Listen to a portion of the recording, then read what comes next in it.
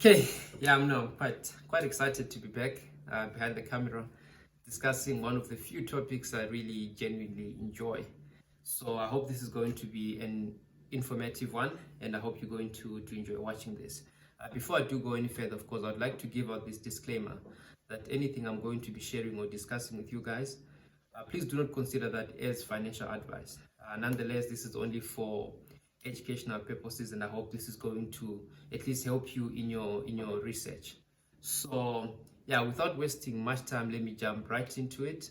Today we're going to be discussing a company that is called Sygnia. I don't know if you have heard of it, but if you haven't, Sygnia is an asset management company. It was founded by a lady called Magda Whittaker. I hope I pronounced that surname correctly because it was a bit of a difficult one for me to be able to. Uh, as we speak, Magda is currently the chairman of the board of Signia, and as of May this year, she's going to be back running the ship. The current CEO has tendered his resignation.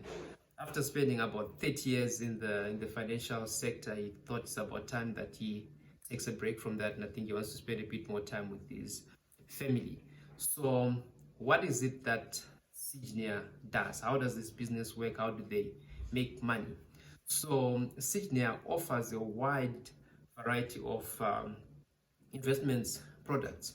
So, we're looking at the likes of mutual funds. They also offer retirement funds, and they have different ETFs in the market that they offer. If my facts are correct, Signia is currently the second largest provider of ETFs in South Africa. So this goes to show you how big they are in terms of market share in that space.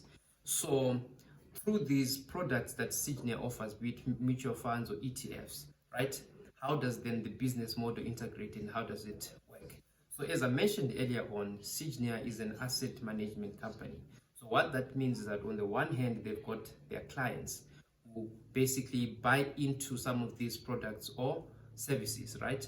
And then what Signia then does with these different assets that their clients buy into, they then invest these clients' monies into different asset classes. Of course, in the hope of, at the very least, not losing the client's money, but in the best case scenario, giving above inflation returns. So they can be able to then invest in shares, be it listed shares on the JSE, or I'm not entirely sure if they do look into private or unlisted companies. Nonetheless, those would of course do form a very small portion, if any, right? But their main focus would be asset classes like stocks that are listed, be it globally or on the JSE.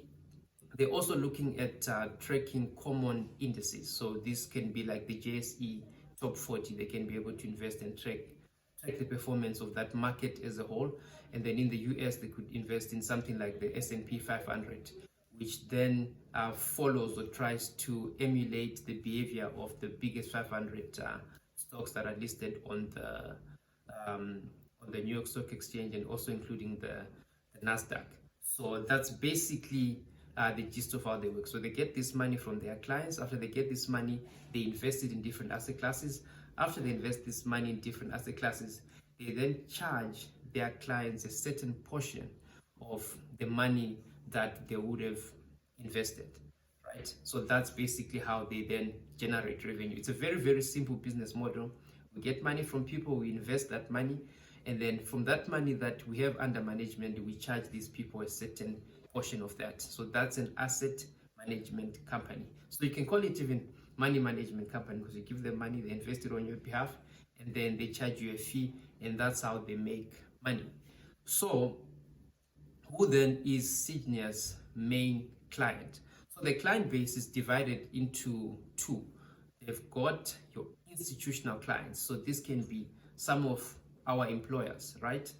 That have got retirement offerings for their employees. This can be charities, right? This can be some medical aid schemes and even insurance companies. And these, of course, form the vast majority of Signia's asset under management. And as we speak, the total asset under management of Signia is at about 285 billion rands, right?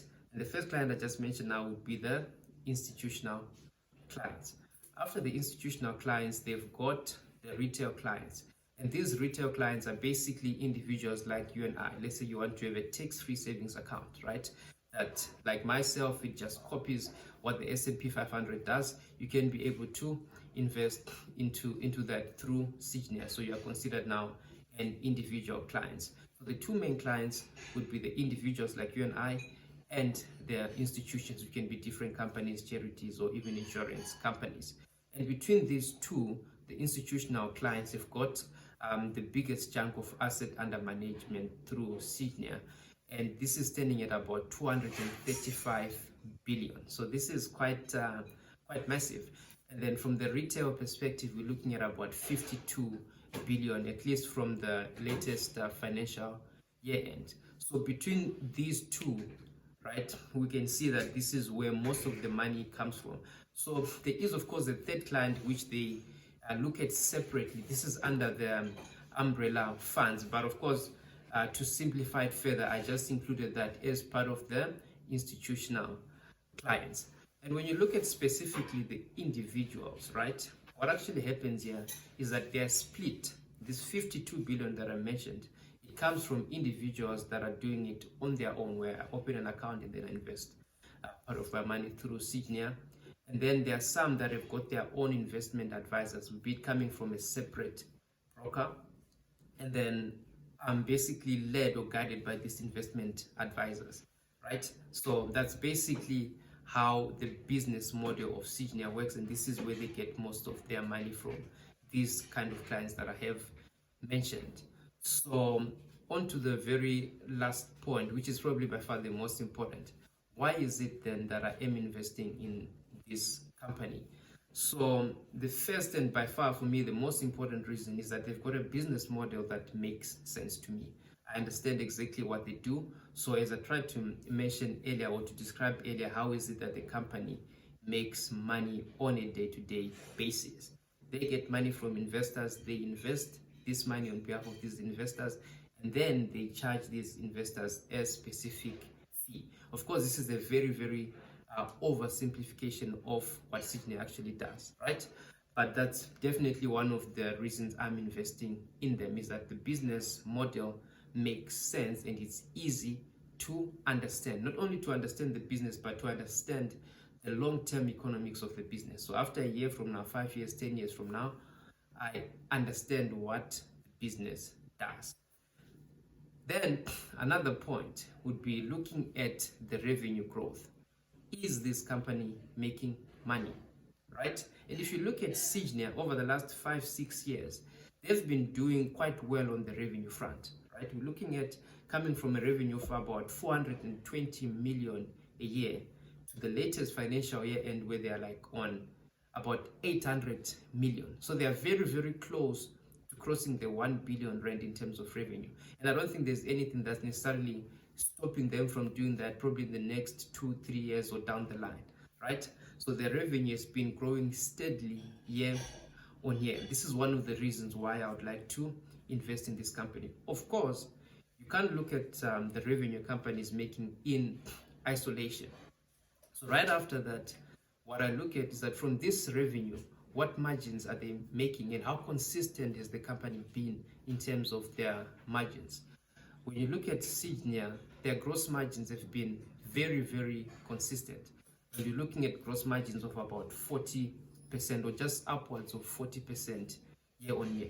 So which means that for X amount of revenue that they make, right, they don't have a high cost of sales for them to be able to generate a certain gross profit. So with such high gross margins, it means I, as an investor, this is something that should pretty much scream to me, right? Because there is money left on the table after they've covered whatever they have to cover to offer these services and make certain amount of revenue, right? So immediately after that, and this is the most or the single most important thing that I would look at, and in the case of Signia, it was almost calling me to say, you know what, no, there's something of interest here, right? You're looking at the net earnings of the company.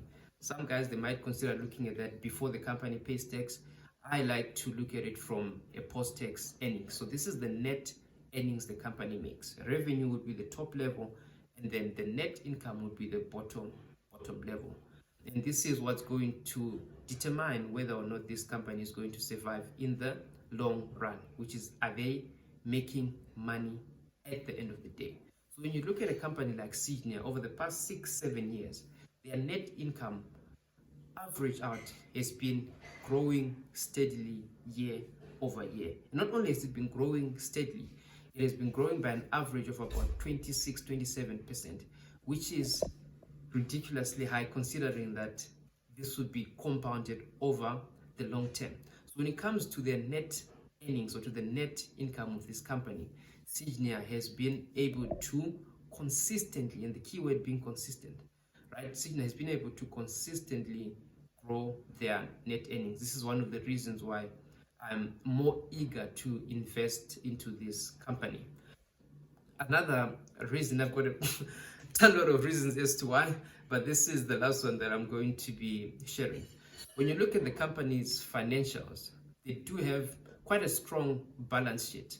Their debt exposure is extremely low. And when you look at the cash that they have on hand, they do have a lot of cash to be able to continue operations in the event of a black swan event happening. So that being said, they do have a strong balance sheet that's backing them. Their earnings have been growing steadily, and so has the revenue been. Apart from that, they've also been making very high or very good gross margins. So yeah, this has basically been just about it that I can share with you guys about Signia. I really hope that this information is going to be able to at least guide you in the right direction. And this is where I'm going to end it for today. I'm looking forward to be at least releasing more content on a regular basis. If not, new companies will be looking at the other companies we've discussed in the last year or so. So yeah, I really hope this was informative, and thank you for spending your time to watch this. Till we meet again.